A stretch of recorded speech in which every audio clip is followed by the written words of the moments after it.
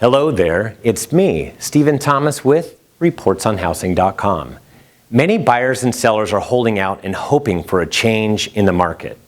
Buyers want to see housing slow to a crawl, like it did in the last 4 months of 2018, where, for a moment, they were in the driver's seat. They would love to see prices come down. After all, aren't values too high? Sellers expect the housing market to behave like it did from 2012 through 2017. Boy, those were hot years. They should be able to stretch the housing price and get $15,000 or $20,000 more than the last sale, right? This kind of thinking is stinking thinking. Neither are correct.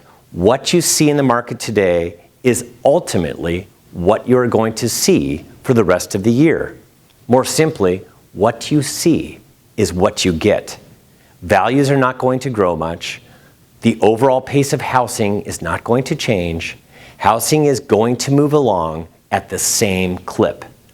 Buyers think that the end of the year is the best time of the year to buy. Nope. What you see is what you get. Sellers think that the market is going to suddenly heat up. Nope. What you see is what you get. Here is how the rest of the year is going to play out. With the kids back in school, it is officially the autumn market. The spring and summer markets are now in the past. The busiest time of the year for real estate is in the rearview mirror. From right now, today, the active inventory will drop for the rest of the year. There will be fewer homes that come on the market. Combine that with many unsuccessful sellers throwing in the towel and pulling their homes off of the market, and you have the recipe for an active inventory that will continuously drop. At the same time, buyer demand will drop slowly but surely for the remainder of the year. It just is not the most advantageous time for families to move. So, demand continuously drops. With both supply and demand dropping at nearly the same rate, the velocity of the market will not change much as well. That is why I state, what you see is what you get. Now I know what many buyers and especially sellers are thinking. The year 2020 will be much better for housing. Don't hold your breath.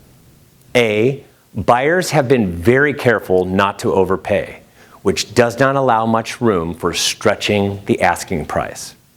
B, yes, rates have dropped and have helped the housing market immensely this year. But even with low rates, demand has been muted compared to a couple of years ago when housing was extremely hot. Many will compare this year to last year, but the market came to a screeching halt in the last 5 months of 2018. Of course it is going to look better when comparing it to then. The bottom line, demand is not as hot as it once was, even with lower rates. C, it is an election year filled with distractions. Grab your popcorn, I can't wait for that. So be careful with your expectations.